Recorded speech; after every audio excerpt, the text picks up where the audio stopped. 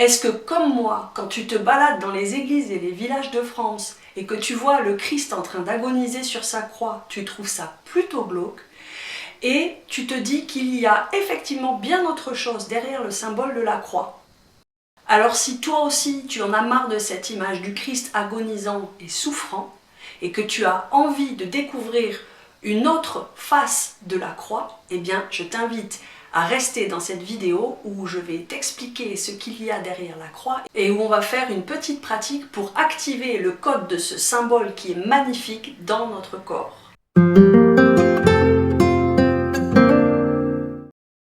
Je suis Achéra, bienvenue sur ma chaîne YouTube Les Jardiniers de la Nouvelle Terre, une chaîne où on parle de mysticisme et de foi universelle, une foi qui est en dehors des dogmes religieux, quelles que soient les traditions.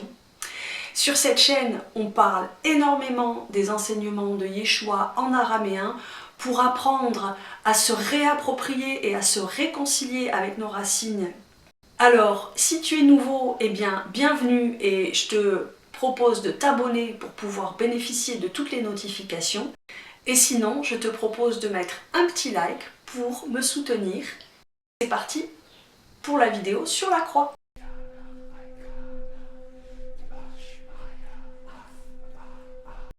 Alors je commence par te partager mon vécu. Moi, quand je me balade dans les églises ou dans les villages et aux intersections des routes et que je vois le Christ en train d'agoniser sur sa croix, ben en fait, ça me fait un effet hyper glauque et je trouve ça pas du tout représentatif de ce qu'est Jésus et de ce qu'est le Christ. Et je trouve que ça va même nous envoyer des messages d'une sorte d'apogée de la souffrance et de la culpabilité qu'en fait on ne comprend pas très bien et qui ne reflète pas la réalité du chemin christique. Et il se trouve que dans la prière du Notre Père en araméen, dans la 4e ligne du Notre Père en araméen, eh bien, le symbole de la croix nous est expliqué. D'ailleurs, si tu as envie d'approfondir la prière du Notre Père dans la langue natale de Yeshua, je te propose de cliquer sur le lien qui est au-dessus, dans lequel je te guide vers une initiation gratuite de 8 jours au cœur de cette prière dans la langue de Yeshua. Donc la première chose pour approcher le symbole de la croix et son véritable sens, c'est d'aller regarder dans le sens mystique de la tradition hébraïque. Selon la Genèse, la création aurait pris 2 formes particulières. Ces formes, elles ne sont pas séparées l'une de l'autre, mais elles sont colorées différemment. Une forme qui serait manifestée, terrestre, définie, et qui crée la multiplicité des êtres, des créatures, de tous les règnes, des arbres, des végétaux, des animaux, etc. Une autre forme d'existence qui, elle, est une existence qui est invisible, mais qui est bien existante et bien agissante, eh bien, c'est une existence où tout est interconnecté, où tout est relié.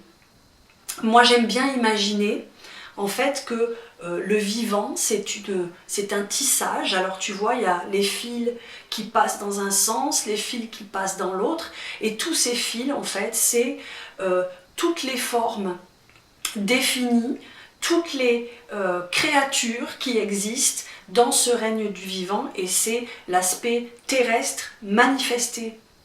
Et puis, cet espace qu'il y a entre tous ces fils, on pourrait croire que c'est du vide, mais en même temps, tout cet espace qu'il y a entre ces fils, eh bien c'est ça qui crée la reliance, qui relie tous ces fils entre eux, et qui crée, on va dire, une tapisserie ou un foulard qui est souple, un tissu qui est souple, en fait, et qui est malléable, et du coup, quand un bout du tissu bouge, et bien tout le reste bouge. C'est un petit peu comme les fascias en fait, si tu regardes bien. Les fascias dans le corps humain, ce sont des tissus conjonctifs, et c'est comme si tu avais des tissus, des petits filaments. Moi j'aime bien l'imaginer comme ça, même si c'est probablement pas sous forme de filaments dans le corps humain, mais c'est comme des petits filaments qui enveloppent tout notre corps, et puis qui sont malléables et qui permettent à notre corps d'être souple. Et donc quand je bouge mon bras, eh bien tout le reste de mes fascias bouge et tout le reste de mon corps est entraîné. Eh bien ces deux réalités-là, la réalité manifestée terrestre, forme définie, et cette réalité d'interconnexion et de reliance, eh bien ce sont deux formes d'existence qui, dans la mystique hébraïque, ne sont pas séparées, mais qui, au contraire, s'interpénètrent. Et c'est là qu'on commence à pouvoir sentir le symbole de la croix qui émerge avec cette interpénétration de deux réalités. Et puis au centre de la croix, eh bien, tu as l'intersection, et cette intersection, eh bien, c'est à la fois le cœur et c'est l'homme. C'est l'homme qui va faire le pont entre cette réalité invisible d'interconnexion et la réalité tangible du monde manifesté. Et ce qui est très intéressant, c'est que la quatrième ligne du Notre Père en araméen, qui se dit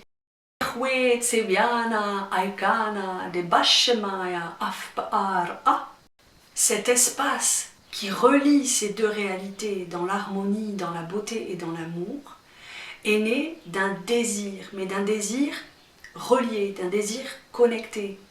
C'est-à-dire que nous, en tant qu'êtres humains, eh bien, nous avons la possibilité de connecter à l'intérieur de nous à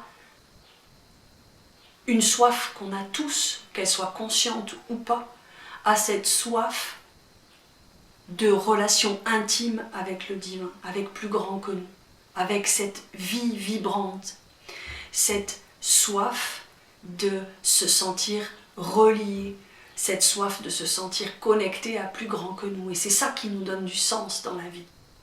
Eh bien, ce désir-là, cette aspiration de tout notre être-là, eh bien, quand elle est associée, combinée avec ce qui fait vibrer notre cœur, ce qui nous donne de la joie, eh bien là, nous sommes en harmonie avec le cosmos, avec le vivant, avec le vibrant, avec, tu sais, cette énergie de création toujours renouvelée et toujours pétillante, qui est là dans toute la création. Eh bien, c'est là qu'on est au cœur de cette énergie de création et qu'on est en lien avec le cosmos, et c'est là qu'on fait le pont entre ces deux réalités. Cet espace où tout en nous dit oui. Et j'aimerais bien t'interroger, d'ailleurs tu peux me le dire en commentaire, quelles sont les activités ou les domaines de ta vie où tout ton être dit oui, où tu trouves du plaisir sans aucune autre considération et où absolument tout ton être dit oui. Eh bien, c'est là que tu fais le pont entre les cieux et la terre. Une pratique toute simple avec la quatrième ligne de la prière Avum, Nechwe Tseviana Aikana de Bashemaya Afbaara, pour mettre ce symbole dans ton corps et pour activer son code dans ton corps, pour activer l'interpénétration de ces deux réalités dans ton corps et pour activer ce qui fait le pont entre la réalité terrestre et la réalité céleste, c'est ce qui fait vibrer tout ton être. C'est parti. Nechme Tzeviana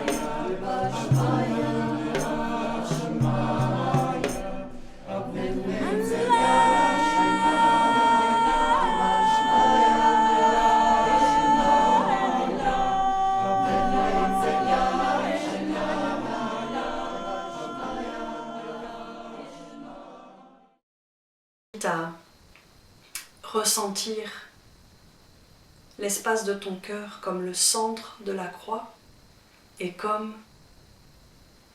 ce qui relie les cieux et la terre.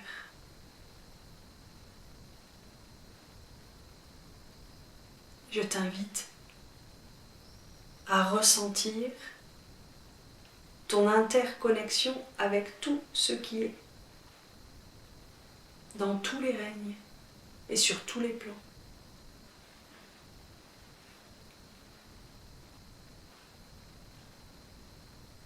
À te relier à ce qui fait vibrer tout ton être, à ce qui te donne de la joie. Et dans cet espace, eh bien, tu deviens le pont.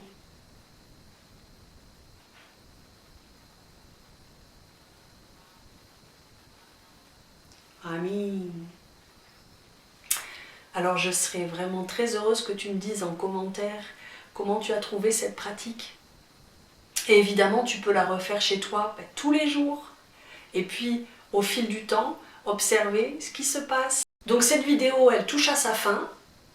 Et je t'invite à terminer ensemble en récitant 3 fois Ahava. Ahava, c'est un mot araméen qui signifie l'amour qui est au service.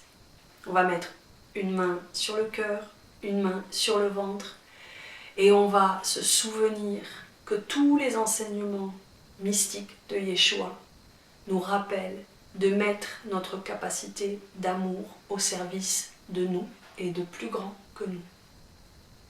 Ahava. Ahava.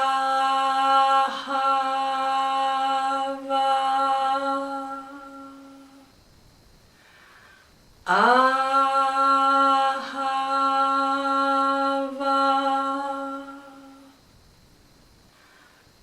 Ahava.